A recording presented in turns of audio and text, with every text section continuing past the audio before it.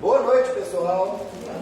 Sejam todos bem-vindos para mais uma aula do nosso curso sobre a hierarquia dos iluminados. Hoje nós vamos entrar propriamente dito no grande tema do nosso curso, a grande fraternidade branca. Nós vimos nas nossas 4 primeiras aulas discorrendo sobre a criação do universo, a hierarquia universal, a hierarquia galáctica, a hierarquia do nosso sistema solar. Depois nós falamos da vinda de Sanat Kumara para o planeta Terra. Nós falamos das 3 primeiras grandes raças que foram desenvolvidas no nosso planeta. Cada grande raça, chamada de raça raiz, dividida em 7 sub-raças, e que o processo de evolução dessas 3 primeiras raças levou 14 mil anos cada uma delas, ou seja, em 2.000 anos cada sub-raça chegava e evoluía. Foi algo muito rápido. E aí a gente falou que na chegada da 4ª raça raiz foi introduzido junto a esses espíritos que viriam para a Terra aqueles retardatários, aqueles espíritos remanescentes de vários sistemas, como por exemplo a gente citou a Guerra de Órion, a gente citou a Rebelião de Lúcifer, a gente citou a Guerra de Sírius, e esses espíritos retardatários foram introduzidos na 4ª raça e trazidos para a Terra para reiniciarem aqui o seu processo evolutivo.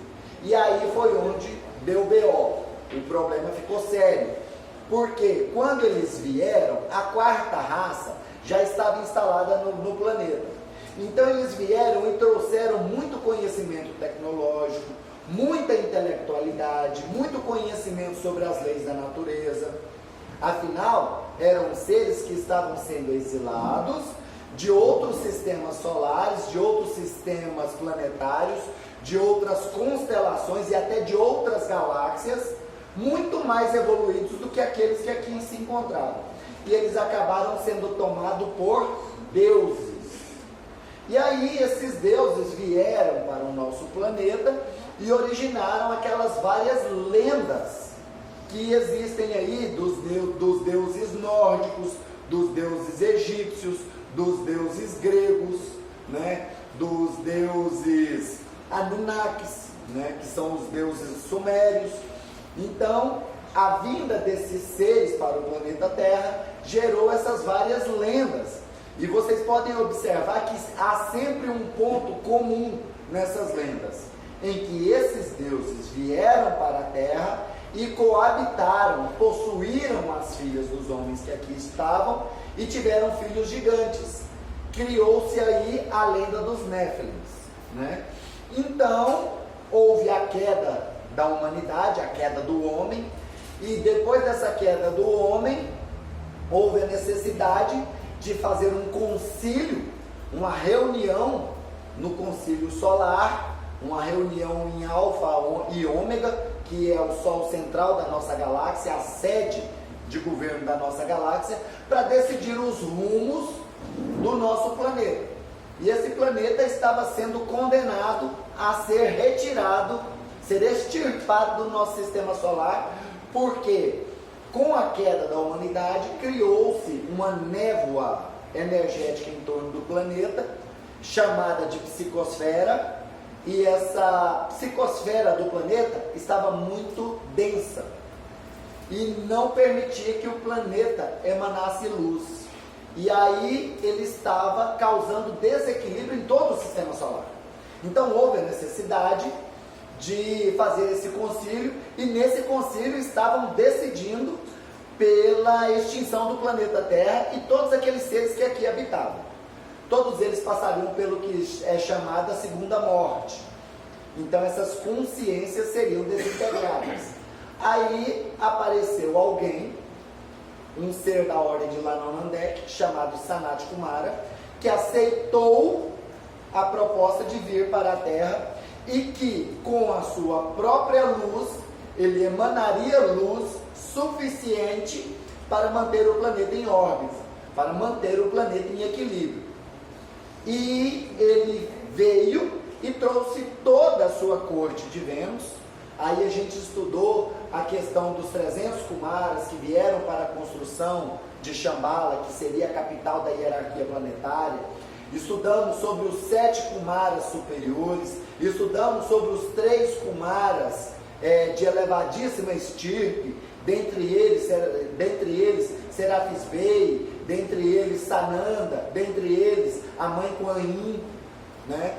E estudamos também a vinda de 9.000 seres abnegados que deixaram os seus planetas, as suas pátrias, tanto na Via Láctea quanto em outras galáxias, para vir para o planeta Terra e assumir o comando do planeta, auxiliando a Sanat Kumara nesse processo de redenção da humanidade.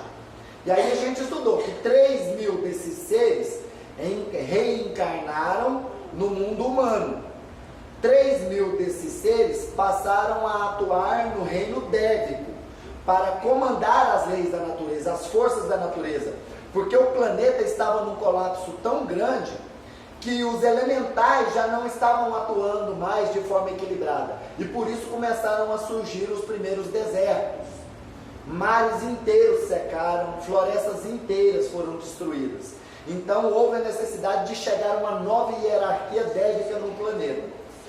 E outros 3.000 vieram para atuar como líderes angelicais da humanidade, atuar a nível de anjos, anjos da guarda, anjos protetores, anjos orientadores para esta humanidade. E aí, Sanat Kumara veio de Vênus, recebeu aqui a cidade de Shambhala pronta, já construída, levaram 900 anos para construir Shambhala, e ele chegou e pegou a cidade pronta. A cidade era uma réplica da cidade original de Shambhala em Vênus, onde ele vivia com a sua alma gêmea, a lei de Vênus. E ele ordenou que fosse construída essa cidade aqui.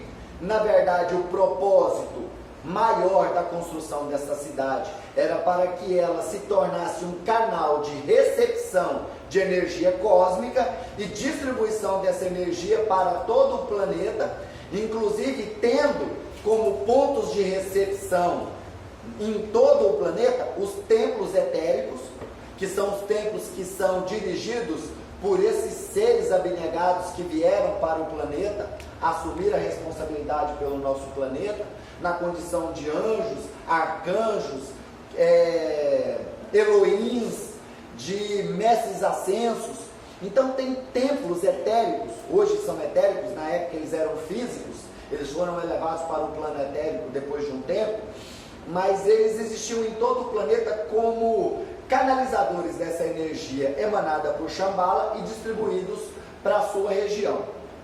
Aqui no Brasil, por exemplo, tinha templo, aliás, tem, né, agora está no plano etérico, mas tinha na região da Amazônia, no plano físico, uma cidade toda de ouro, porque essa cidade é o famoso Eldorado, né, procurado aí por historiadores durante toda a história da humanidade, porque eles, inclusive, há uma teoria de que o rei Salomão achou essa cidade de ouro, e era de lá que ele retirava todo o tesouro para se transformar num império riquíssimo, né?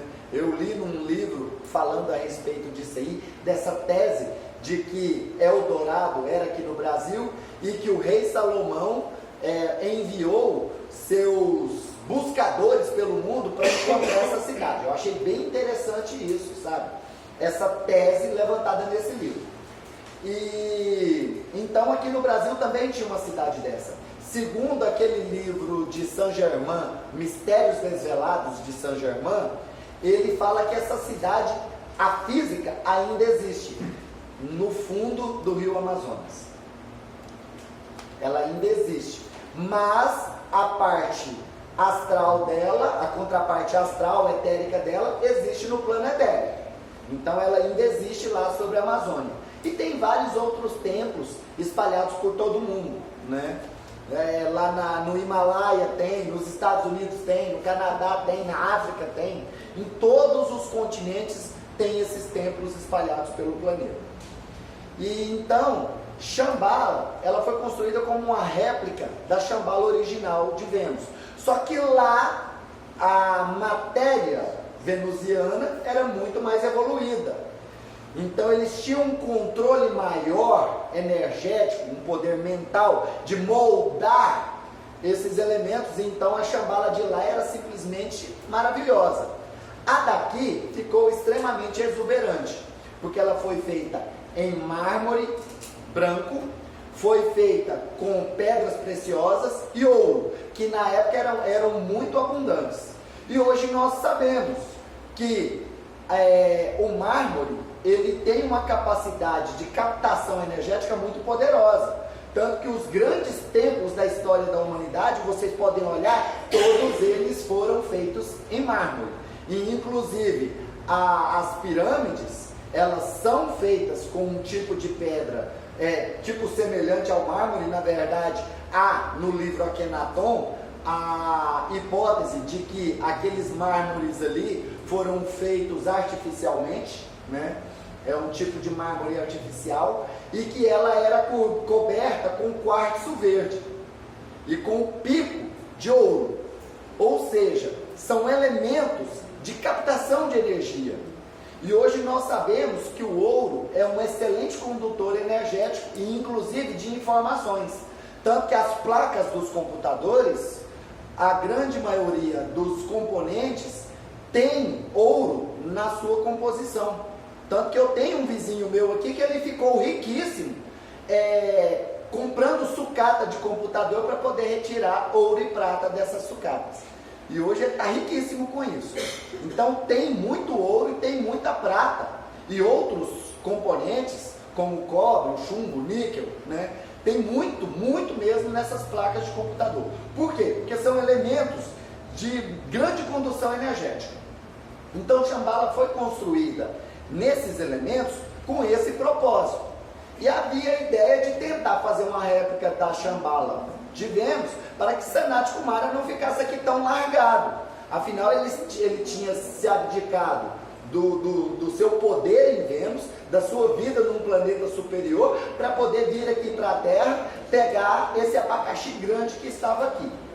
Aí contamos tudo isso nas nossas 4 aulas. Olha só, fizemos um resumo das 4 aulas em 15 minutos.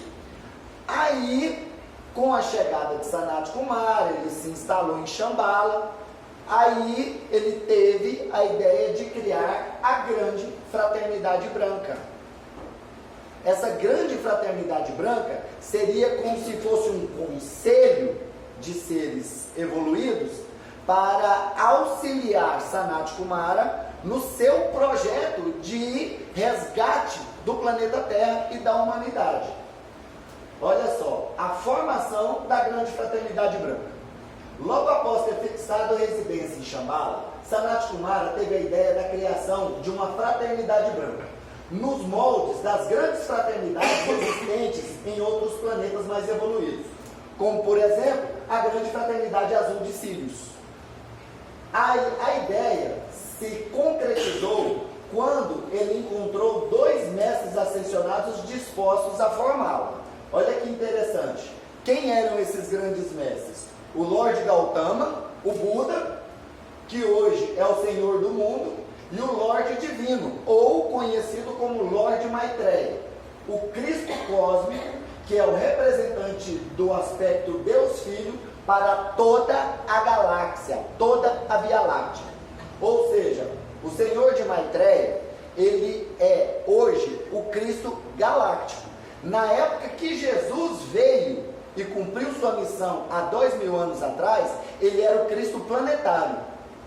E vocês vão ver aqui no decorrer do nosso texto que os postos dentro dessa grande fraternidade branca estão sempre em movimento, porque a cada evolução de um ser, ele assume uma nova responsabilidade, inclusive cumulando funções. Vocês vão ver o que é interessante isso. A grande fraternidade branca é uma irmandade formada pelos hierarcas iluminados, que dirigem a Terra com a função de traçar o plano divino de evolução a curto e a longo prazo, analisar os resultados dessa implementação desses planos de evolução, autorizar e vetar novas dispensações de energias adicionais aos locais do planeta que estejam decadentes.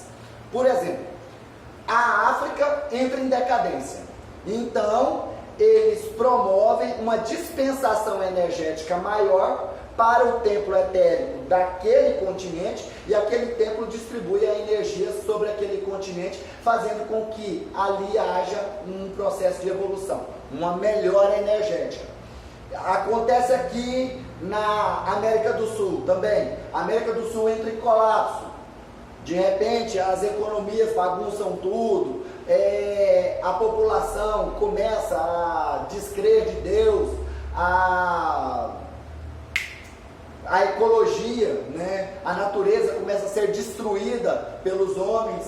Aí eles vão e mandam energia, dispensam energia, focalizam mais energia do que para os outros lugares onde está tudo equilibradinho, tá? Mandam mais energia para cá para poder ajudar. Por exemplo, o Brasil hoje, nós sabemos que o Brasil está recebendo a dispensação dessa, porque no plano espiritual brasileiro está havendo uma verdadeira guerra espiritual. Quem lê aquele livro O Partido, do Robson Pinheiro, vocês vão ver que a guerra política, com essa polarização que houve aí entre esquerda e direita, aqui no plano físico, ela é fichinha perto da guerra que está acontecendo no plano espiritual.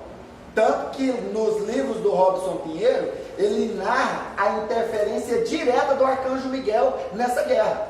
Porque chegou num ponto em que tiveram que pedir socorro para o Arcanjo Miguel, porque só a equipe de guardiões não estava dando conta de resolver o problema.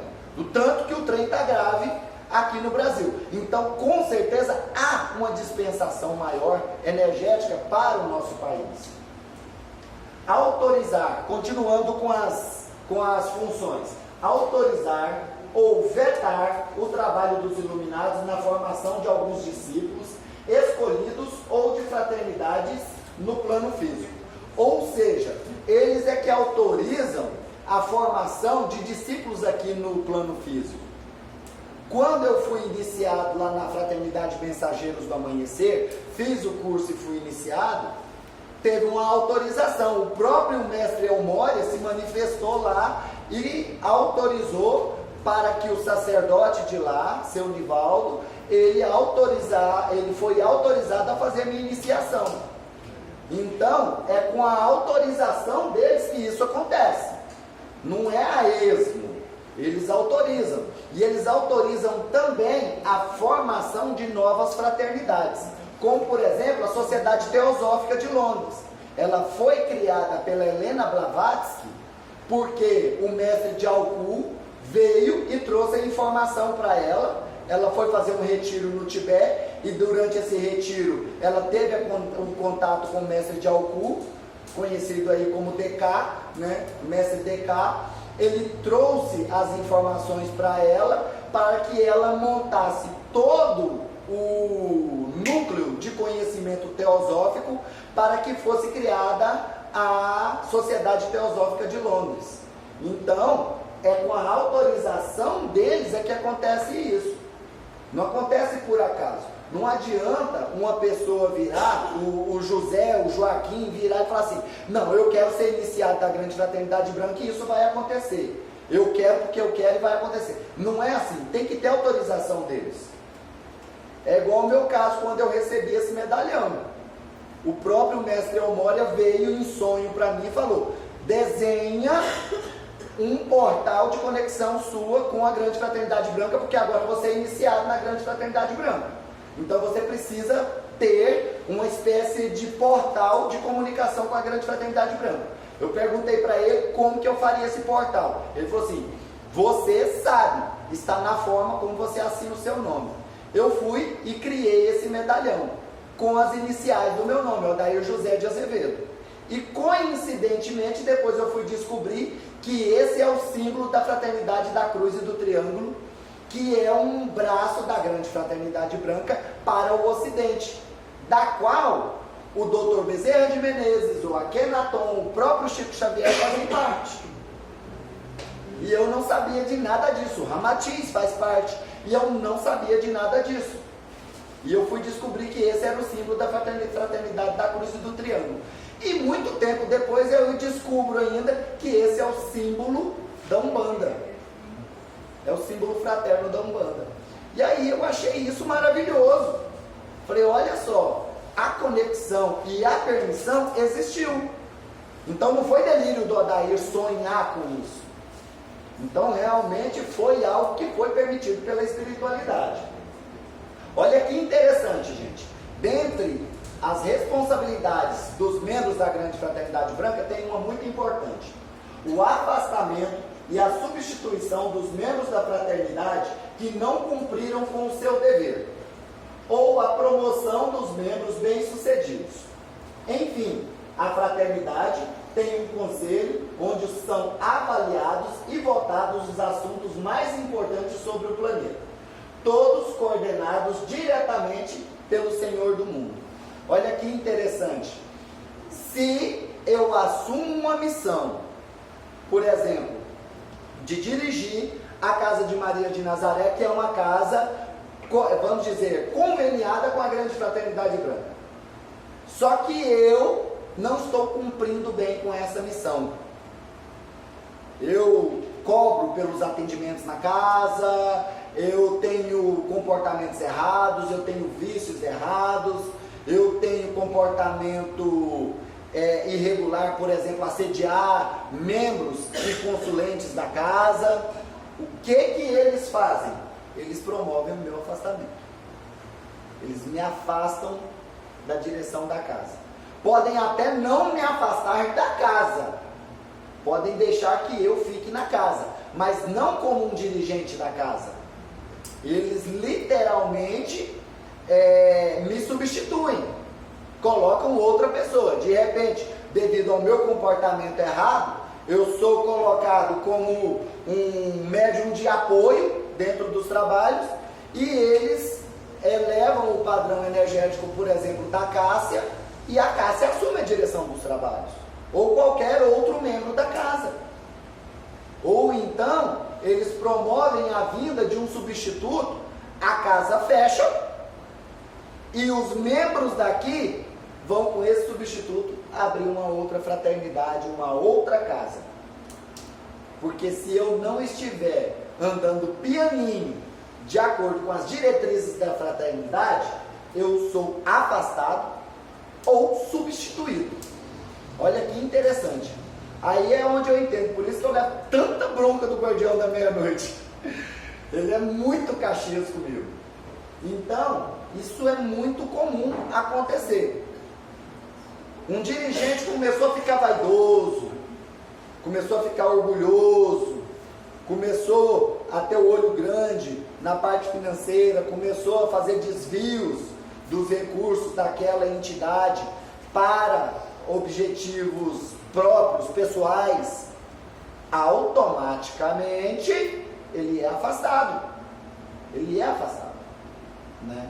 Então é por isso que a gente vê aí, tantos médiums caindo, tantos dirigentes de casas caindo, sendo presos pelos mais diversos crimes, de pedofilia a roubo, acontece de tudo, né? De roubar o dinheiro do dízimo da igreja. Então, eles estão sendo descobertos. Aí muita gente vira e fala assim: nossa, nós estamos num momento de tanta treva no planeta. Não, muito pelo contrário. É a luz que está cada vez mais forte, porque é na luz que você vê a sujeira que está escondida. Você vê a sujeira que estava escondida na escuridão. Então é dentro da luz que você vai ver. Porque se você entra num quarto escuro e tenta achar alguma coisa lá dentro, e você sai tateando, você não acha. A hora que você liga a luz, você vê, está ali, e você acha. Então, o nosso planeta está sendo banhado de luz. Então todas essas maracutaias que estão sendo descobertas aí, ó, a gente viu aí médico fazendo besteira, político fazendo besteira, pastor fazendo besteira, padre fazendo besteira, dirigente de centro fazendo besteira, todo tipo de coisa. Na verdade, eles já faziam isso há anos e agora está sendo revelado. Então está havendo um processo de limpeza, não só aqui no Brasil, mas em todo o mundo, tá certo? Mas como o Brasil tem um papel fundamental no futuro da humanidade, porque vai ser o berço da sétima raça raiz, então o Brasil tem que levar uma cacetada maior. Por isso o influxo de luz é maior aqui para o nosso país, para a América do Sul como um todo. Então todos esses processos que estão acontecendo aí, é presidente caindo, é presidente sofrendo impeachment, é presidente sendo expulso do país, tudo isso tem um propósito. Tudo isso tem um propósito. Revoltas populares, tudo isso tem um propósito. Isso aí não está acontecendo por acaso, não. É briga de política de direita e esquerda. Não. Está se cumprindo um propósito da espiritualidade, que é limpar o continente para poder preparar ele para ser o celeiro do mundo. A pátria do Evangelho, predita há 40 anos atrás, lá no Brasil, o coração do mundo, pátria do Evangelho. Então, isso aí não é novidade, não. Então, está acontecendo mesmo esse processo de limpeza. A grande loja branca. Por que ela é chamada de grande loja branca? Conhecida como a grande loja branca, essa fraternidade cresceu e os cargos foram sendo preenchidos pelos seres mais evoluídos da Terra. E por outros que, por livre e espontânea vontade, resolveram permanecer no plano físico do planeta para cooperar mais de perto com o desenvolvimento da humanidade. Muitos mestres foram para o plano espiritual e lá começaram a assumir seus cargos, começaram a assumir cargos dentro dessa grande loja branca. Porque ela foi chamada de grande loja branca porque ela foi dividida em departamentos. Então, por isso ela é conhecida como grande loja branca, porque ela foi dividida em departamentos. E esses departamentos, nós vamos ver mais para frente, foram sendo assumidos por esses grandes avatares, por esses grandes mestres. Mas alguns deles decidiram vir para o plano físico para ajudar mais de perto a humanidade, impulsionar a humanidade como seus profetas, os seus líderes, os seus missionários, os seus avatares de toda a história da humanidade, como por exemplo o próprio Jesus, o Senhor de Gautama, o Buda, ele reencarnou na Terra, o mestre Kutumi, a mestra Nada, a mestra Rovena, todos eles reencarnaram na Terra para ajudar o povo da Terra mais de perto, porque só do plano espiritual intuindo as pessoas não estava funcionando. Então houve a necessidade de eles virem para o plano físico. E aí eles reencarnaram como Confúcio, como Mestre Lanto, como Moisés, como Akenaton, como Jesus de Nazaré, como Zoroastro, como o Mestre El Morya. Eles foram reencarnando no planeta durante, vamos dizer, esses milhões de anos que eles já estão aqui no planeta, né? Então eles foram reencarnando aqui. Sempre que um candidato pretendia ingressar na fraternidade, ele era levado à presença do Lorde Maitreya e investido de uma brilhante estrela de luz no topo de sua aura e das bênçãos de Sanat Kumara.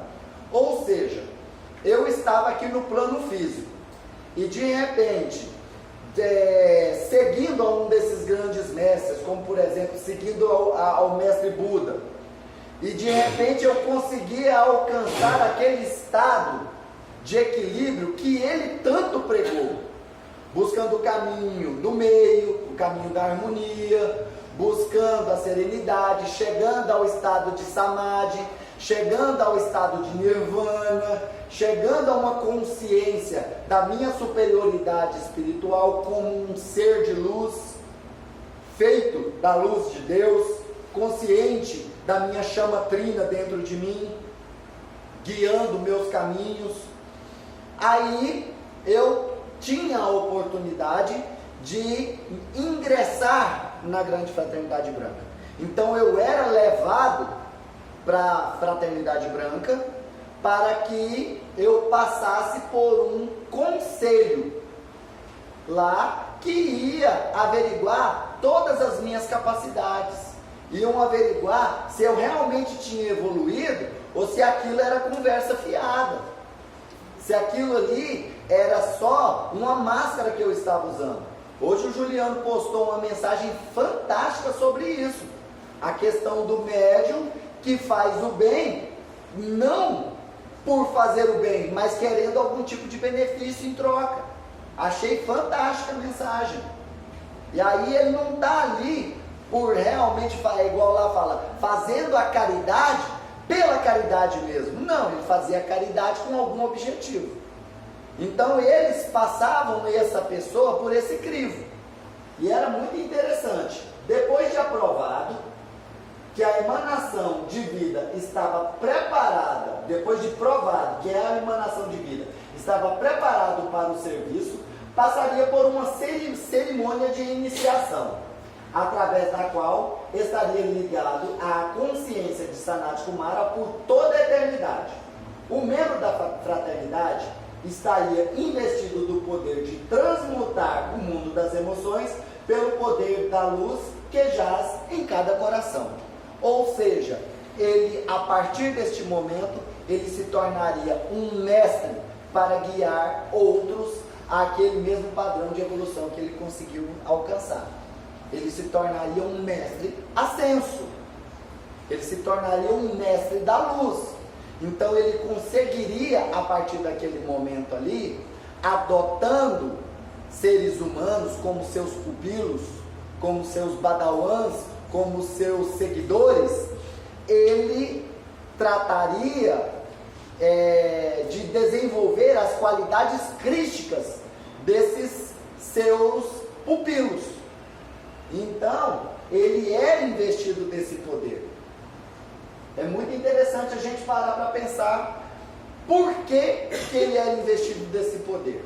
Para que ele pudesse ativar em nós, fazer com que nós acordássemos do sono, que retirássemos o véu de Ísis da nossa face, que acordássemos da matrix consciencial, para que entendêssemos a nossa real existência, a presença eu sou, o nosso eu superior, o nosso santo ser crístico. Cada ser humano possui um poder transmutador expresso na divina presença eu sou, focalizado através do coração, que foi esquecido após a sua queda. Com a chegada dos retardatários, que induziram a humanidade a se rebelar contra os iluminados e desviar o pensamento, o sentimento, palavras e ações dessa presença superior para assuntos externos, ou seja, deixaram de olhar para dentro para olhar para fora. O ser deixou de ser a prioridade para que o ter fosse a prioridade, né? Então eles passaram a ter o foco em assuntos externos, corruptos e degradantes, causando degenerações para todos. Ou seja, isso aí foi assim, a humanidade foi degringolando a um ponto tão exagerado que ela perdeu a noção da sua grandeza, da sua ligação com Deus, da sua conexão com o divino. A gente vê lá na Bíblia que os antigos avatares, como por exemplo o próprio Adão, que é narrado na Bíblia, o Moisés, Abraão, Noé, eles não falavam assim, minha religião é tal. Não. Eles falavam diretamente com Deus, porque eles tinham ciência de que Deus estava dentro deles. Então a manifestação crística acontecia porque eles não estavam desligados da fonte primordial, porque eles estavam conectados com o seu eu superior, com o seu santo ser crístico. Eles estavam conectados com a fonte. Quando rompeu-se essa conexão, aí veio a criação das religiões, porque o termo religião vem do termo religare, que quer dizer religar o homem a Deus. Por isso é que as religiões foram necessárias, porque o homem perdeu essa conexão direta com Deus, né? Através dos tempos, um véu encobriu tal poder, apesar dele ainda persistir. Ou seja, o nosso santo ser Cristo nunca morreu. Ele nunca nos abandonou. Ele continuou dentro de nós. Nós é que esquecemos ele. Nós é que não nos conectamos mais com a presença divina, a presença eu sou, e não nos conectamos mais com a fonte. Cabe ao discípulo fazer com que este poder esteja sempre ativo, sob a proteção e a orientação da grande fraternidade branca. Ou seja, eles estão nos protegendo e nos orientando. Eles estão trazendo informações, eles estão nos protegendo, eles estão nos guiando, eles estão nos orientando. Seja intuitivamente, seja através de mensagens, seja através de canalizações, seja através de manifestações, realmente aparições reais para trazerem as informações. Eles estão aí sempre trazendo informações para os seus discípulos, para os seus pupilos. Eles estão sempre trazendo, e cabe a nós como discípulos acatarmos a essas ordens e abraçarmos a esse conhecimento, a esse chamado para o nosso crescimento, para a nossa conexão. Então, quando nós conseguirmos estabelecer essa conexão plenamente, nós não vamos precisar ter guru mais, nós não vamos precisar ter líderes para nos guiar, nós não vamos precisar disso mais. Nós vamos nos conectar diretamente com a fonte primordial. Então, a religião vai deixar de dominar o planeta. Vai acabar essa dominação exercida pelas religiões, que infelizmente se tornaram hoje instrumentos de cerceamento da expansão de consciência. Se tornaram literalmente.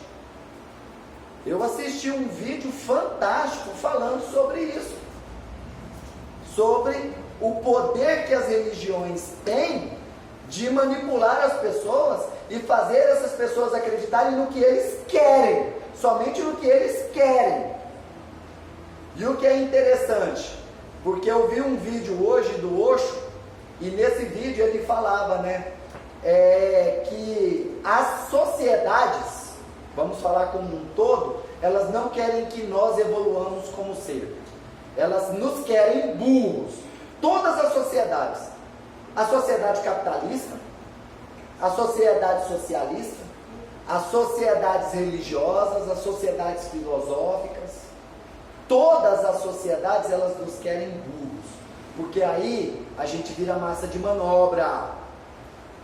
A gente vira instrumento de manipulação deles. E aí, quando a gente alcança esse nível de conexão com a nossa divina presença eu sou, com o nosso I am, tão falado nos livros da Ponte para a Liberdade, é sempre assim, I am, I am, I am, e tá aí a explicação, você evocando o seu santo ser Cristo, o seu eu superior. Por isso, em todos os decretos da grande fraternidade branca tem lá, eu sou, eu sou, eu sou. Eu sou a luz violeta, eu sou o poder transmutador da chama violeta. É sempre eu sou, para poder desenvolver o santo ser Cristo dentro de nós. As influências da grande fraternidade branca no desenvolvimento e no crescimento de pessoas, de indivíduos e também de sociedades, fraternidades e irmandades pelo mundo. Através dos tempos, a grande fraternidade continuou direcionando a história evolutiva do planeta e tornando-se conhecida pelas ordens iniciáticas, como a Rosa Cruz e outras irmandades, confrarias, alguns discípulos adiantados, etc. À medida que atuava, dirigindo-os por telepatia, intuição ou até manifestando-se visivelmente. É como eu disse, eles começaram a se manifestar para formar essas grandes fraternidades. Olha só, outras vezes os membros participavam, quando necessário, como estadistas, descobridores, cientistas, filósofos, profetas e etc. Ou seja, quando havia necessidade de algum desses mestres vir para reencarnar aqui na Terra, para ser um líder religioso, para ser um estadista, para ser um profeta, para ser um filósofo, para ser um cientista, lá nas leis eternas fala desses grandes cientistas que reencarnaram para impulsionar o avanço tecnológico e intelectual da humanidade. Então são esses grandes mestres.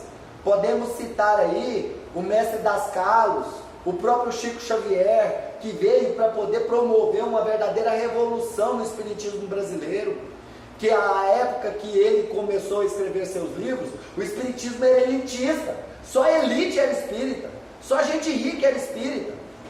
Tanto que lá em 1908, que o Zélio Fernandino, ele assumiu a questão da criação da Umbanda, sob o comando do Caboclo das Sete Encruzilhadas, justamente para que os humildes, para que os pobres tivessem um lugar para ir, porque centro espírita era lugar da elite. Inclusive, quando um preto velho se manifestava no centro espírita, eles só tocavam ele de lá a pontapé. Tinha que aparecer um filósofo grego, tinha que aparecer um alemão, tinha que aparecer um russo, tinha que ser alto, loiro, de olhos azuis, para poder se manifestar em centro espírita. Altamente acultuado. Se aparecesse um caboclo, se aparecesse um preto velho, era enxotado. Era enxotado. E aí houve a necessidade da criação da Umbanda, para acolher as pessoas mais humildes e para que essas entidades pudessem trabalhar e desenvolver o seu trabalho de amor tão maravilhoso. Outros exemplos de ordens iniciáticas influenciadas ou direcionadas pela Grande Fraternidade Branca estão a Sociedade Teosófica de Londres, a Ponte para a Liberdade, a Fraternidade Mensageiros do Amanhecer, dentre outras. Nós vimos lá atrás a Rosa Cruz, lá em cima, a Rosa Cruz, Sociedade Rosa Cruz, que estuda sobre a Grande Fraternidade Branca, faz parte dos estudos herméticos da Rosa Cruz, estudar sobre a Grande Fraternidade Branca. Só que lá o negócio é fechado mesmo. Eles não espalham conhecimento, não, é só entre eles lá. Você quer conhecer? Venha fazer parte da nossa sociedade. Entre para a Sociedade Rosa Cruz. Aí nós te ensinamos. Eu tenho uma amiga que ela é mestra na Sociedade Rosa Cruz aqui, e ela falou que o negócio lá é assim. Não tem esse negócio de sair espalhando conhecimento e ficar gritando para todo mundo ouvir sobre os mestres ascensos, sobre a Grande Fraternidade Branca, sobre as verdades conhecidas por eles, de forma alguma. São bem fechados, né?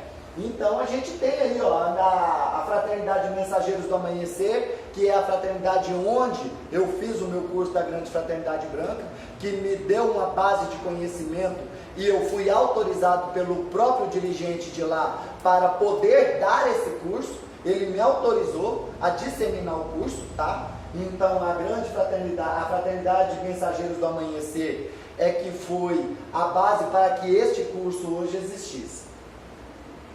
A hierarquia iluminada. Como que foi formada essa hierarquia dentro da Grande Fraternidade Branca?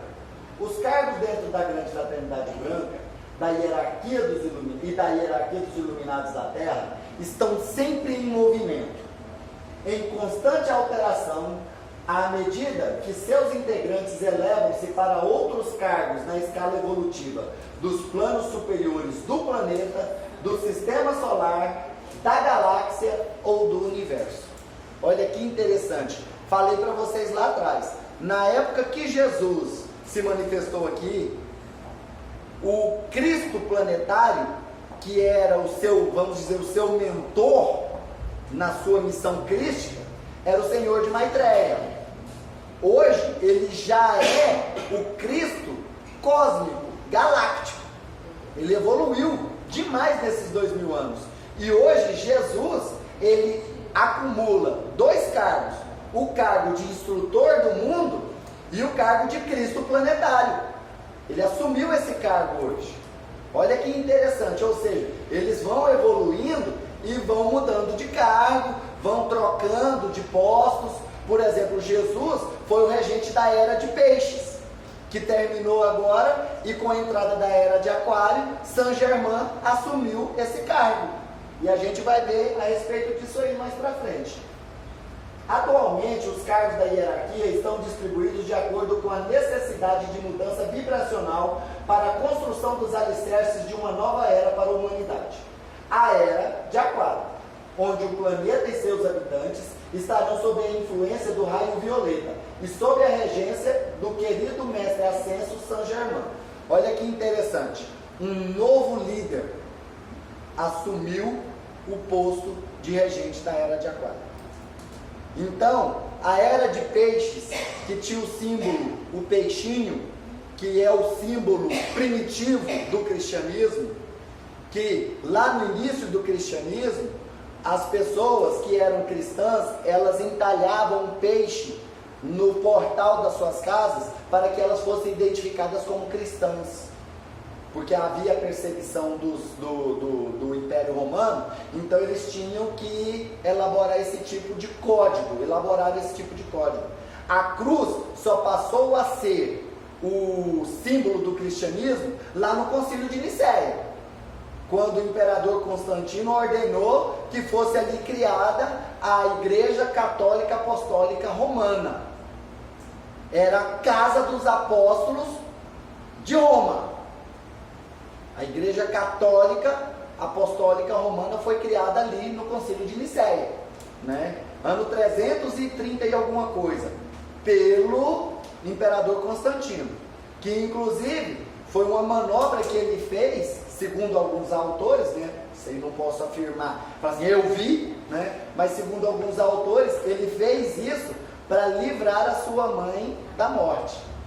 A Santa Helena, mãe do imperador Constantino, ela era uma grega e foi convertida ao cristianismo. Então, como a mãe do imperador foi convertida ao cristianismo, ou ele adotava o cristianismo como religião base da religião romana, ou ele ia ter que mandar executar a mãe dele. Então ele falou assim: não, então vamos entrar num acordo com esse povo, vamos trazer todo mundo para cá. Então, se a gente for parar para pensar, Santa Helena, ela é a responsável pela adesão do Império Romano ao cristianismo, né? Interessante a gente ver isso, né? Aí os historiadores já falam outra coisa. Falam que o imperador Constantino falou que cristão estava parecendo formiga. Você pisava num, aparecia 200 no lugar, porque aquele ali virava Marte, e aí um monte vinha no lugar dele. Então eles estavam crescendo igual formigas. Então houve a necessidade de falar assim: não, então vamos fazer o seguinte, vamos parar de guerrear contra esse povo, porque senão daqui uns dias eles vão nos dominar. Então vamos trazer eles para a gente. Isso é o que é falado pelos historiadores. Interessante a gente parar para poder analisar esses dois lados da mesma moeda, né? Nessa nova era, a humanidade presenciará o retorno do Cristo. Olha que interessante. Mas não na forma de um único avatar, e sim na manifestação crística, através do despertar do Cristo interior de vários indivíduos, espalhados aos milhares por todo o planeta. São seres que vão despertando o seu santo ser crístico, o seu eu superior. Então a era de Aquário, ela vai ser regida, sim, vai ter um maestro para reger, uma orquestra gigantesca de vários Cristos. que vão despertar o seu santo ser crístico para ajudar a impulsionar a humanidade para a sua evolução. Aí, quem sabe com a chegada desses avatares, a gente consiga chegar naquela tão falada massa crítica, para que consigamos elevar o padrão vibratório do planeta, que é os 25%, né? 1/4 da humanidade encarnada e desencarnada vibrando na luz, para conseguirmos promover a elevação energética do planeta e fazer com que aqueles que estão em cima do muro venham para a luz e promover um expurgo mais rápido, porque já está acontecendo há décadas, um expurgo de espíritos inferiores que estão arraigados no mal, estão sendo retirados do planeta, mas mais assiduamente esses espíritos, esse expurgo se tornou mais forte a partir dos anos 2000 e escancarou de vez a partir de 2012. Agora, dia 20 de julho de 2019, acabou a moratória lá prescrita pelo Chico Xavier, e nesse processo aí foram abertos mais portais para que mais espíritos fossem retirados aqui do planeta Terra. Ou seja, o processo de expurgo planetário está a pleno vapor. E o processo de reurbanização extrafísica também está a pleno vapor. A estrutura atual da grande fraternidade branca. O Senhor do mundo, ou seja, aquele posto que foi ocupado por Sanat Kumara por 18 milhões de anos, hoje tem um substituto. E a gente vai ver mais para frente a respeito dessa substituição. O Senhor do mundo é o regente maior da hierarquia e é exercido pelo Lorde Gautama e tem o domínio sobre todos os assuntos condizentes ao planeta e é responsável pela geração de luz suficiente para manter a Terra no sistema solar. Ou seja, quando um ser ascendeu a condição de gerar energia suficiente para que ele pudesse manter o nosso planeta em órbita sem interferir nos planetas vizinhos, Sanat Kumara deixou o nosso planeta e voltou para Vênus. Isso aí foi na década de 50. Entre 54 e 56 é que foi esse processo de mudança do governo oculto do nosso planeta. O Senhor do mundo assumiu um novo posto, o Senhor Gautama assumiu um novo posto. Na época, ele era um Buda da evolução, ele assumiu o posto de Senhor do mundo e o planeta, a hierarquia, houve uma mudança geral em toda a hierarquia planetária. O Buda da evolução, olha só, alimenta e mantém a chama trina no coração dos seres humanos e dirige assuntos religiosos da Terra. O cargo é exercido hoje pelo Lorde Divino ou Lorde Maitreya, que acumula também o cargo de Cristo Cósmico, ou seja, de Cristo Galáctico. Ele também assume esse cargo, tá? Ele também está, vamos dizer, acumulando funções.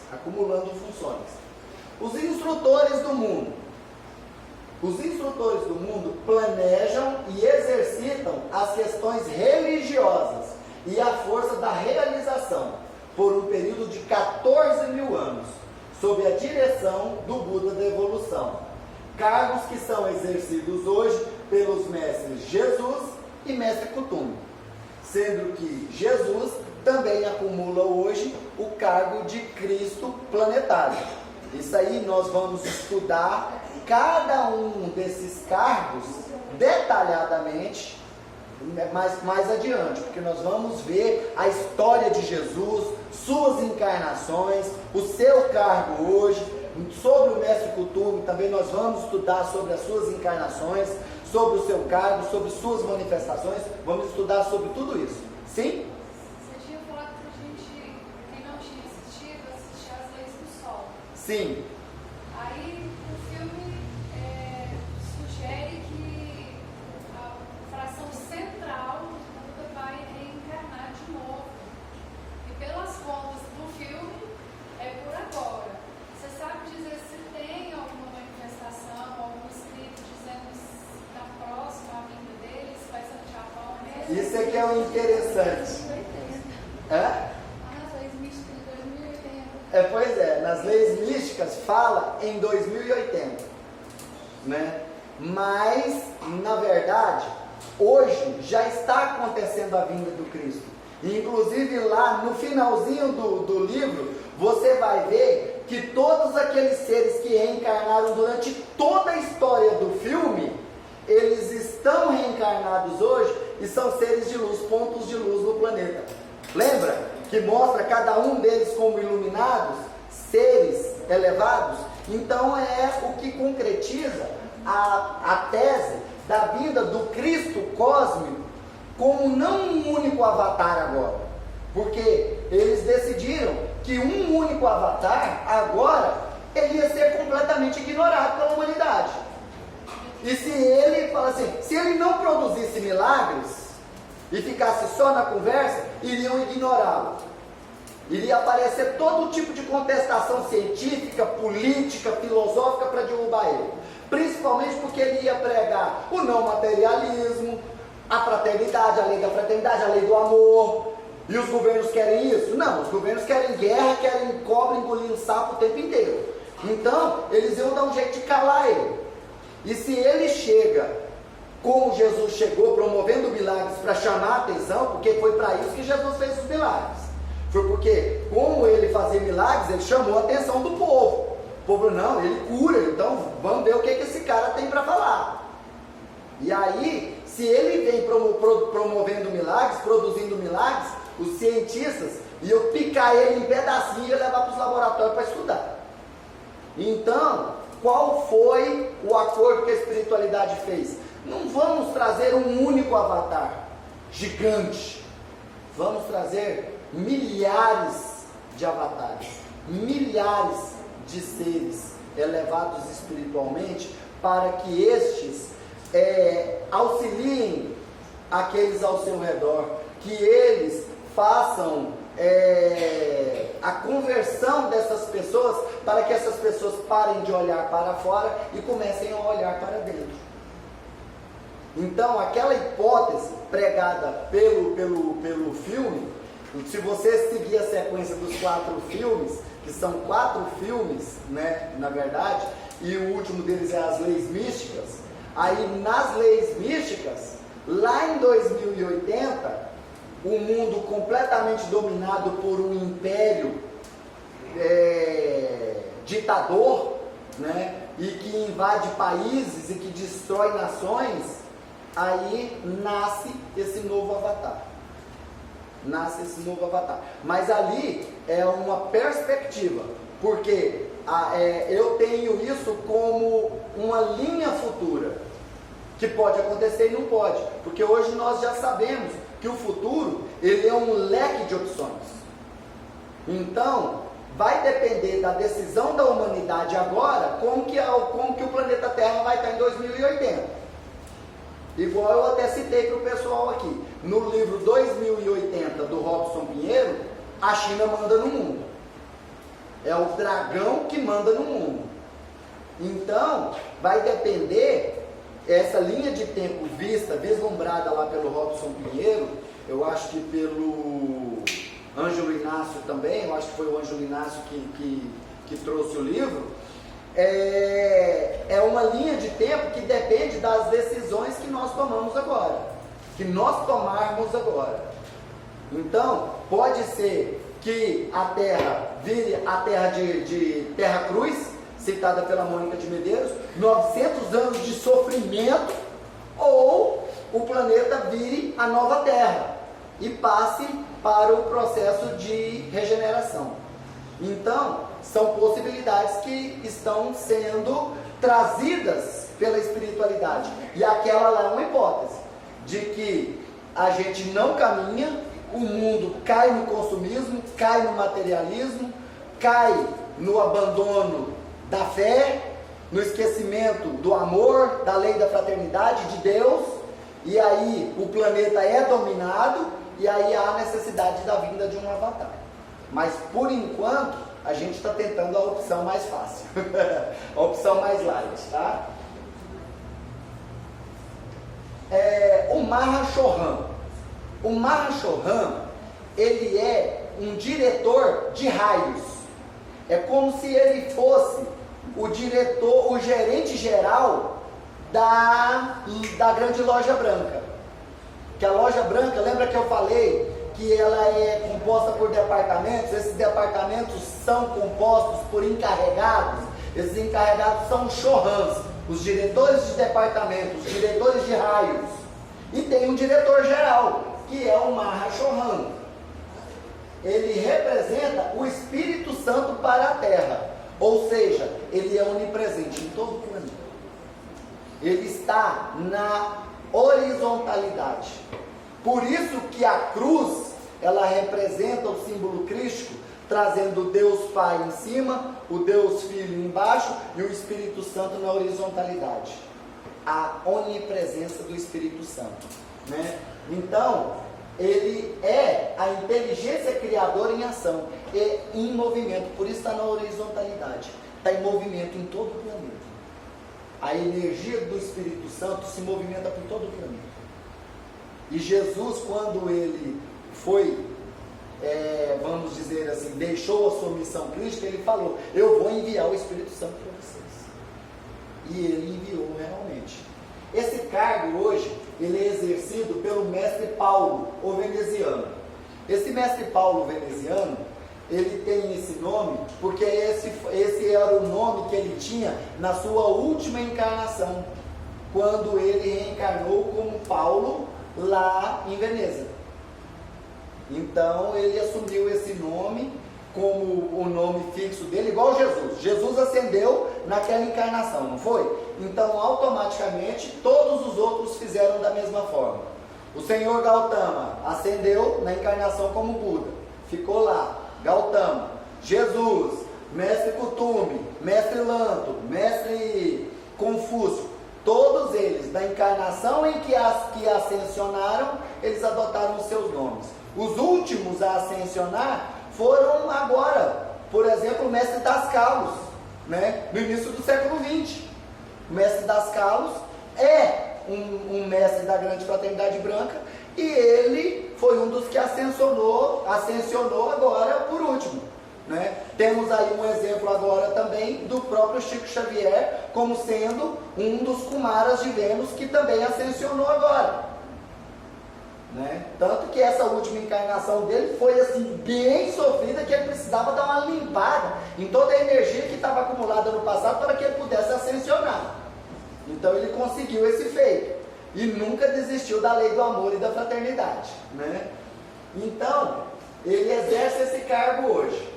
Agora, os shohans dos 7 raios são esses chefes de departamento, que são os departamentos de cada um dos raios, que quando você divide o espectro solar, coloca ele num prisma, ele se divide em 7 cores. Então essas 7 cores, elas são canalizadas por Shambhala e distribuídas para os templos dos mestres ascensos, as suas salas, os seus templos etéricos, os seus departamentos, para que dali eles façam a dispensação dessa energia.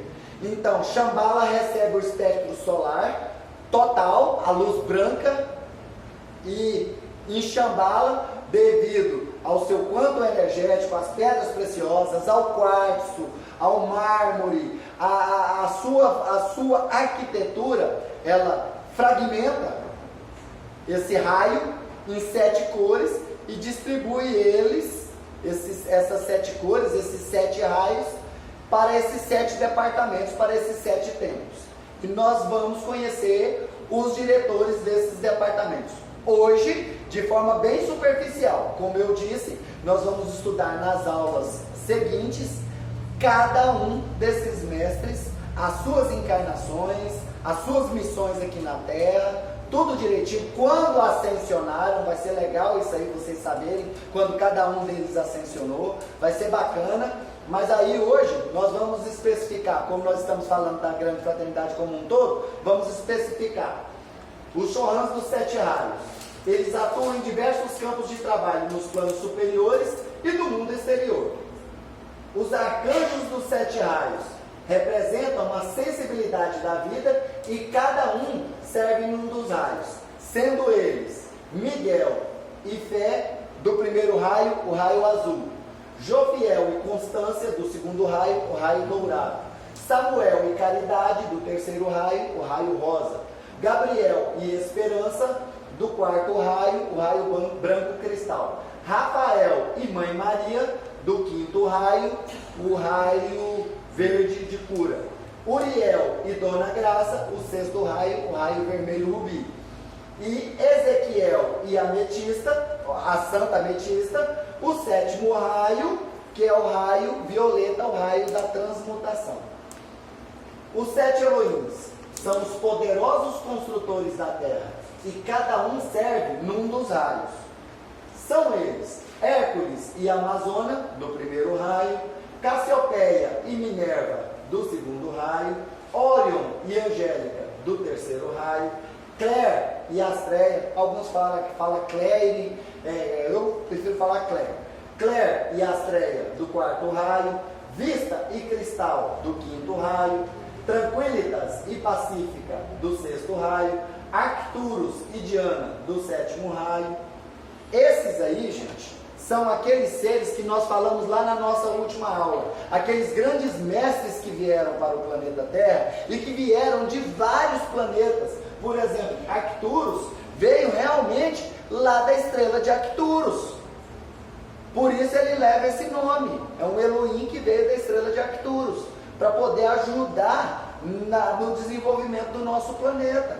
Na verdade, eles são criadores das formas maiores, são criadores, são os que são chamados dentro do Espiritismo de arquitetos do universo. Eles criam, são criadores das formas a nível superior. Eles criam planetas, eles criam sistemas solares, eles criam galáxias. São muito poderosos. E cada um deles atua no espectro solar. Ah, Aldair, mas então é só no nosso Sol aqui? Não, lembrando-se que existe o Sol central galáctico, né? Alfa e Ômega, que emana energia para toda a galáxia, e essa energia é redistribuída pelos sóis locais dos sistemas solares, né? Então, eles são seres galácticos, são seres superiores, não estão subordinados aos Chohans de forma alguma, tá? Mas eles atuam em cada um dos departamentos, em cada um dos raios, certinho? Bem, Aldair. Oi. Então, ele meio... Os Elohims, eles já estavam aqui quando a Grande Fraternidade Branca foi criada. Eles foram incorporados à estrutura. A estrutura, exatamente. E como eles não têm, basicamente, uma hierarquia, eles poderiam até mesmo estar acima do Senhor do Mundo, porque eles são os criadores de vida. Sim, na verdade eles são. Eles estão acima do Senhor do Mundo. Porque eles criaram o planeta Terra, os Elohims criaram o planeta Terra e criaram todo o sistema solar. Eles são os criadores da forma a nível macrocósmico. Então eles criam planetas inteiros, eles criam sistemas solares, eles criam galáxias. Então não são subordinados aos Chohans.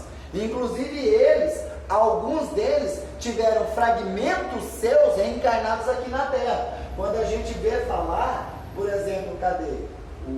Não, acho que está Cassiopeia, por exemplo, né? O Hércules, esses reencarnaram aqui na Terra. O Elohim Hércules, eles reencarnaram aqui na Terra, lá, o Hércules, né? Eles reencarnaram aqui na Terra. Aí alguns, nossa, então o Elohim reencarnou? Não, um fragmento dele reencarnou.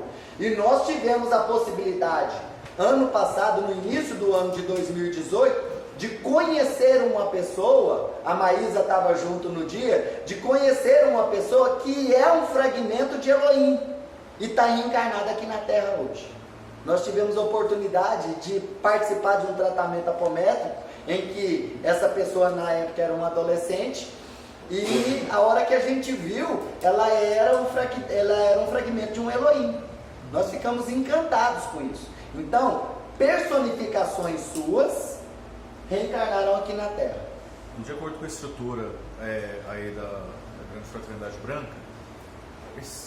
quem ocupa os cargos são os mesmos até hoje? Não. Hércules e Amazonas estão até hoje, nos dias atuais, como Elohim? Sim.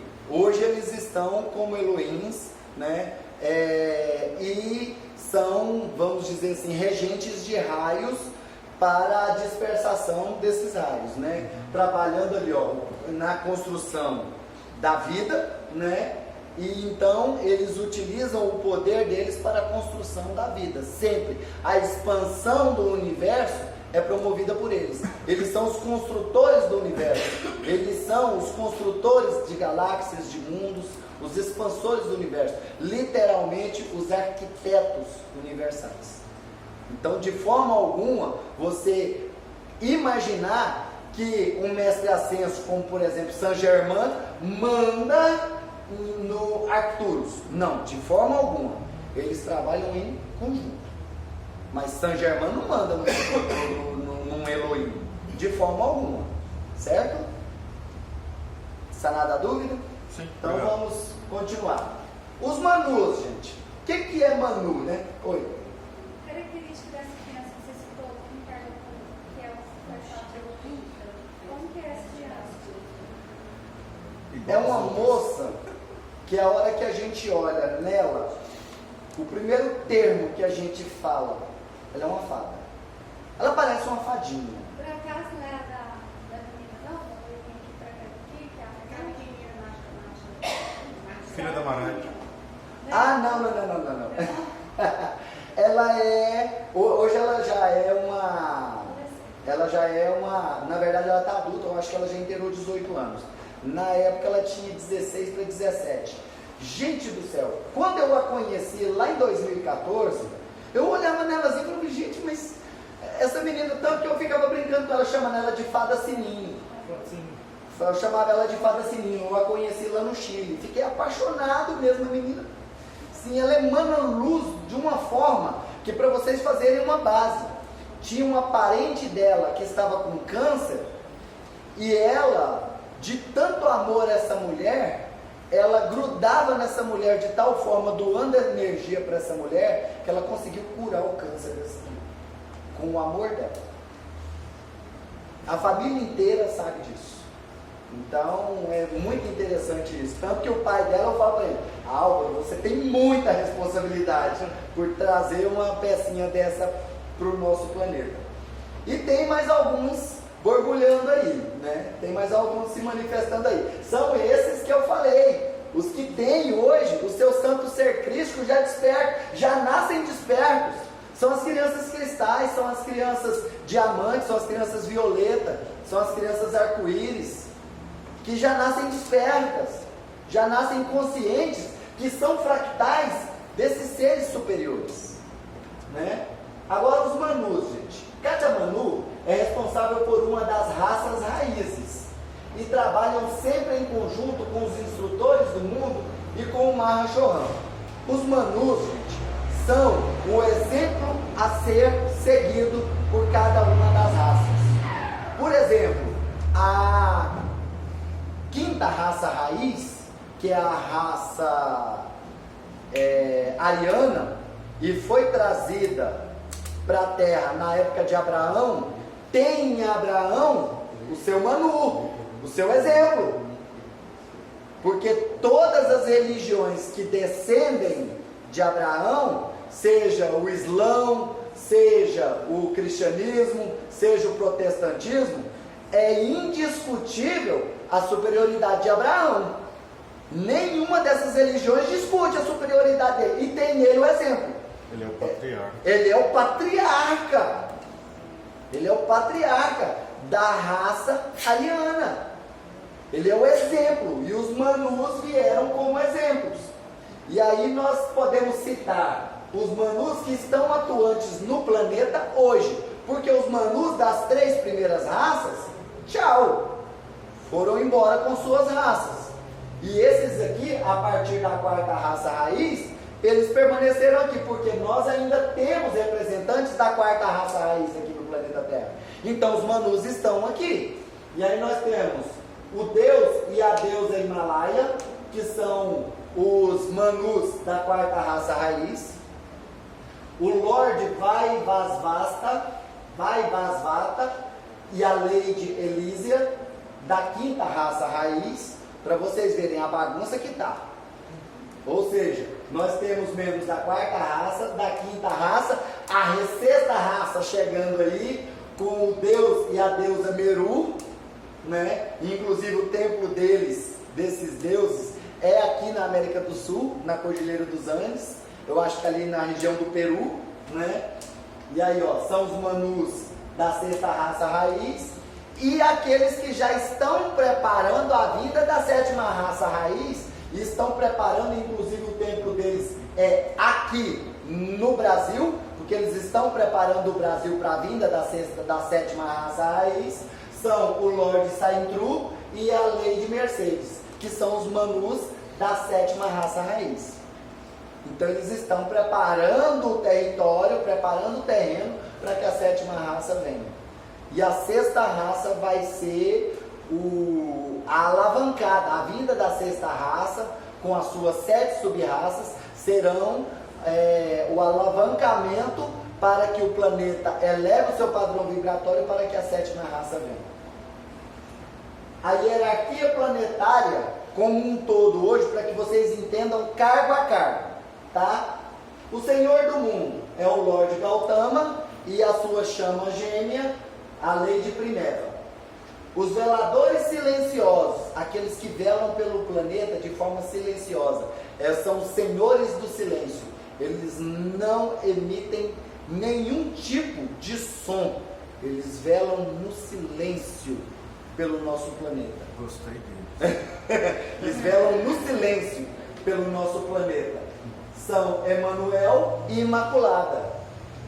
O Buda da evolução hoje é Lord Maitreya e a mãe Kuan Yin. São o Buda e a sua chama gêmea, ou seja, estão juntos como Buda da evolução. Os instrutores do mundo, Mestre Jesus e Mestre Kuthumi. Para quem não sabe quem é o Mestre Kuthumi, a reencarnação de João Evangelista e de Francisco de Assis. O Mahashohan, que é o chefe dos departamentos, é o Paulo veneziano e a Mestra Nada. Os Shohans, os chefes de departamento dos 7 raios, é o Molha e a Mestra Miriam, do primeiro raio. Confúcio, o Confúcio que ficou com S. Confúcio e Lanto, os mestres do segundo raio. Rovena, a Mestra Rovena, do terceiro raio. Serapis Bey e Rigeia, o quarto raio. Hilarion e Palas Atena, o quinto raio. Mestra Nada, o sexto raio. E Saint Germain e Portia, o sétimo raio. Lembra que eu falei da acumulação de funções? Olha só, a Mestra Nada, ela é a chama gêmea do Paulo veneziano. Então ela acumula funções, como Mahashohan juntamente com ele, e também como Shohan do sexto raio. Não é interessante ver essa acumulação de funções? E assim, nós terminamos a aula de hoje, passou um pouquinho, né? E... Oi?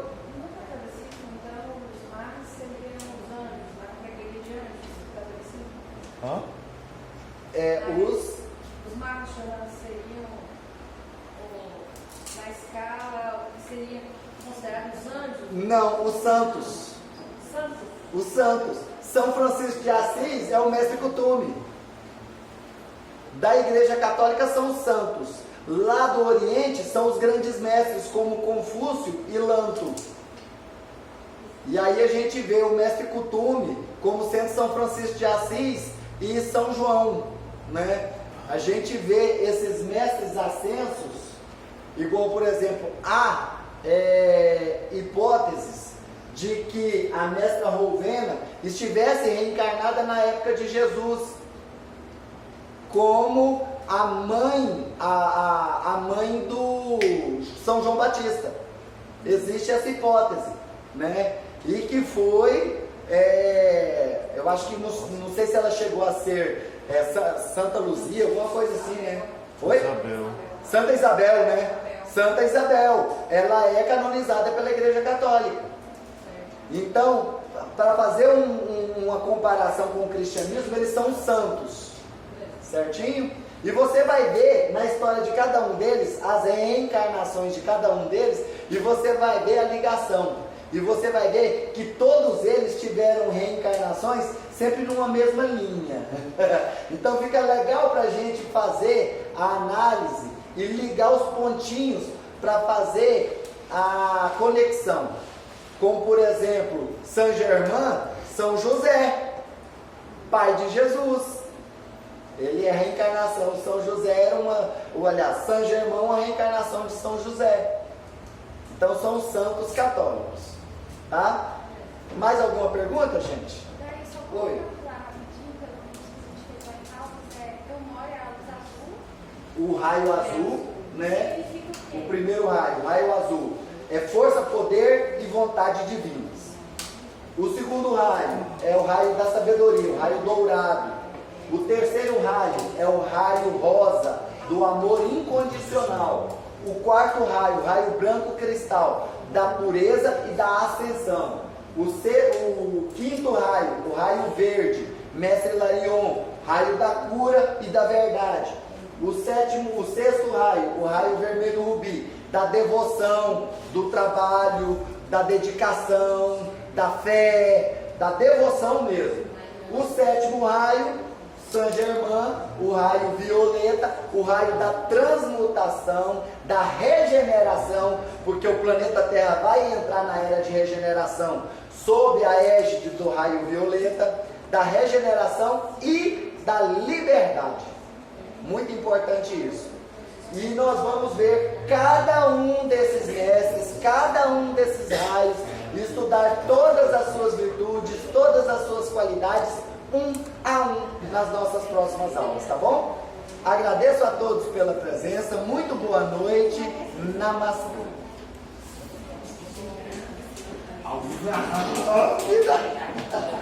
Correndo a aula.